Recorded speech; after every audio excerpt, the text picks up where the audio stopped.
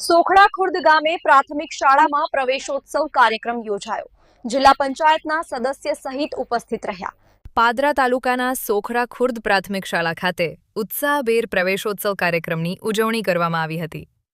શાળાના નવા શૈક્ષણિક સત્રની શરૂઆત નિમિત્તે યોજાયેલા આ કાર્યક્રમમાં જિલ્લા પંચાયત સદસ્ય ભૂમિકાબેન સોલંકી, તાલુકા પંચાયત સદસ્ય પંકજભાઈ, સોખડા ખુર્દ ગામના સરપંચ પાર્થ પટેલ, ડેપ્યુટી સરપંચ શુભમ પટેલ સહિત શાળાના શિક્ષકો અને મોટી સંખ્યામાં ગ્રામજનો ઉપસ્થિત રહ્યા હતા. કાર્યક્રમની શરૂઆત મહાનુભાવોના હસ્તે દીપ પ્રાગટ્ય કરી કરવામાં આવી હતી.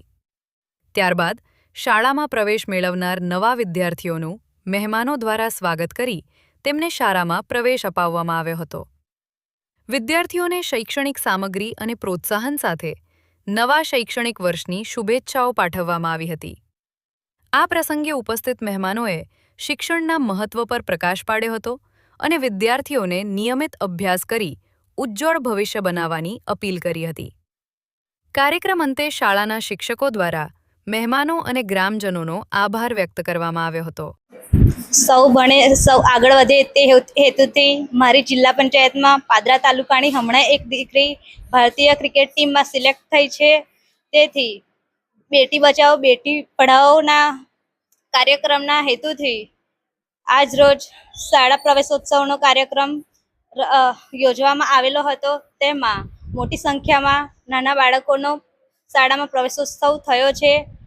તેથી અમે તે સૌને અભિનંદન પાઠવ્યા છે. અસ્તુ.